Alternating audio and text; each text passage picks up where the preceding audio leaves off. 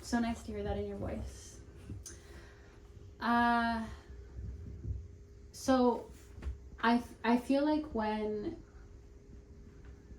the interesting thing about novels is like there's a very specific kind of learning that happens when you read them. You're not always walking away with like more information, but you do walk away often with more questions, which is a form of learning.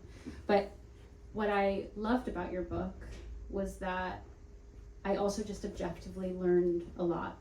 I learned so much through these like various tangential anecdotes, which I have questions about that structure. But I thought a lot about like the messenger of information and how important that is for us to learn. And so many history classes are boring, first because they're objectively false and wrong, but also because often they're taught in a way that doesn't feel like storytelling. And your storytelling is so generous and comedic and kind of like leveling. Like I felt this sense of real, it's conversational. And I felt I just couldn't stop. I just took everything in from this book. So I wanted to talk, my first couple questions are about the kind of emotional muscle behind this book, because I feel, as Lena described, there's like so many, there's humor, there's heartbreak, there's rage, and they all feel that they're like happening at once. It doesn't feel that there's this like formulaic arc of like, now I'm going to give you something funny and then I'm going to make you sad. It feels that everything is happening at once all the time. That's good to hear. Yeah. Because I think that's something writing does a lot. It's like, I want to make this person laugh, and then when you're vulnerable, it's like, well, pop. Right. Yeah. So I try to do like a mix.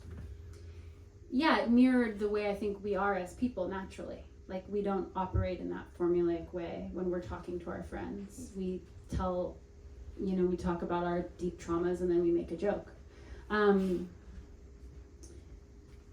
But so this is my first question. Dominic's voice serves as this consistent, relentless, necessary reminder, especially to non-Indigenous readers, that nothing exists outside of the context of colonialism. Whether it's the development of modern medicine, or having sex with a white woman, or just the land that we stand on all the time. And it sometimes felt like he was also reminding Abe of this fact, lest Abe kind of get too comfortable in his big city life that's more severed from the res and his family. I'm thinking specifically on page 101 about the Mount Rushmore tangent that starts from like literally just a bar being called 44, and then we land in a place of learning about the deeply sinister history of Mount Rushmore. Mm-hmm. And then we're back into the story, and I love that. They always say kill your darlings, but if I had my druthers, it would be just darlings all the way down. It would just be nothing but darlings. Tangents with it, and that was a tangent within a tangent too. So yeah, but you can only do that so much before you frustrate a reader. So I did feel frustrated. Well, good. We tried to just keep the ones that we thought worked. Yeah. Well, they worked. But sometimes I felt like Dominic was operating almost as this like protector / preserver of Abe's anger. This feeling that like if Abe got too comfortable, Dominic was there to be like, remember, like you need to protect your rage. And so my first question is, how do you think anger protects us? And why is it important to protect and preserve our anger? Well, anger is motivating. A lot of things that happen are, very sad and tragic, and it's, you need to feel that grief in the morning when something goes wrong, but if you to push through it, sometimes you need that anger. And Dominic he actually tempered the anger a lot more. The first drafts were first person, and they were written with kind of I was having health problems similar to what Abe has in the book, was having lesions and joint pain and all this, exhaustion, all this fun stuff. And same for months, I had specialists just testing and not being able to tell me what was going on. And I had been writing about 10 years at that point. And I felt like I've been working on this so long, and now I'm looking at vascular dementia in 2 years, and what do I have to show for all that work? So I was very angry at the thought that I was going to die young, and sad and frustrated and all that stuff. And I just brought a short story to my writers group, and it was very angry. It was angry at this white reader who wasn't listening to me or hadn't heard my voice before, and it was there was a lot of self-pity for the 10 years that I had spent, and had nothing to show for it. Not writing this, obviously, because this was all new. And then when I stretched out into a novella, same thing. It was just kind of hostile. And when Dominic came on board to take over the narrative, he actually was a lot more sympathetic towards Abe. He understood him a lot better than Abe did, and he was more connected to the res, because I feel like Dominic never left the res, even though Abe did. Yeah. So that's why he could kind of call him out and keep him centered and keep him grounded. And he couched all that stuff in humor, which Abe didn't have. So I was glad he showed up. It was a lot easier to do the edits with him there instead of Abe. Yeah. My next question was about humor, and humor as a means to process or wrestle with pain.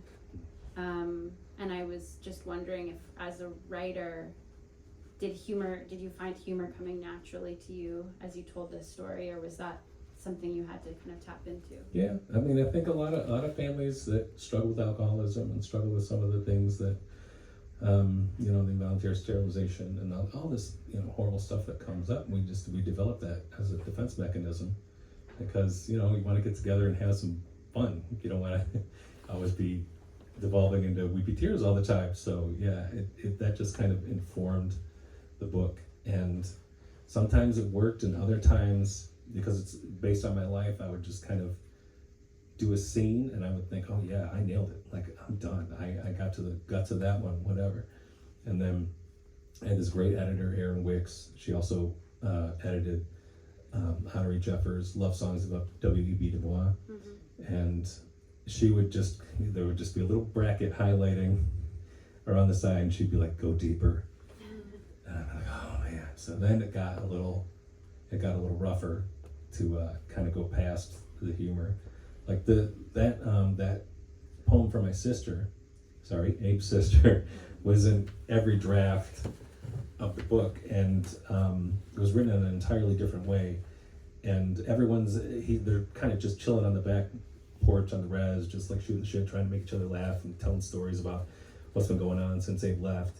And that was my favorite scene, and it was a lot of people who read it, favorite scene. And then once the timeline got compressed, this was twice as long. The book that they signed was twice as long as the one that got published. So once the timeline got compressed, Abe's diagnosis happened right before that scene. So all that humor, it didn't make the way it was written didn't make sense. So that humor became a defense mechanism for this horrible thing that their family is now trying to face. And it just made it, so much richer and deeper. This is why I love the editing process so much. And I love input, because there was nothing I could have gotten to on my own. And I had to rewrite the poem. It turned out that it had all the exact same elements, but just the way I was presenting them, it was the same thing. Once we went through the editing process and the scene was working how it should, that poem just really stuck out. And this was at a point where they're like, okay, you're only supposed to move a comma here, or is this plural or is it supposed to be singular, that kind of stuff. You're not supposed to be making changes. But I rewrote it, sat there at my computer crying, and I sent it back, and I was like, Erin, listen, I know that it's supposed to be just little tweaks at this point, but this poem needed a rewrite. And she said, that first poem, I really loved it, but this is a showstopper. So, sometimes you think you're getting to an emotional truth, but you're fooling yourself. You're protecting yourself, and sometimes it's good so that you can get that first draft out, and then go back and see where you need to delve a little deeper and, mine a little further.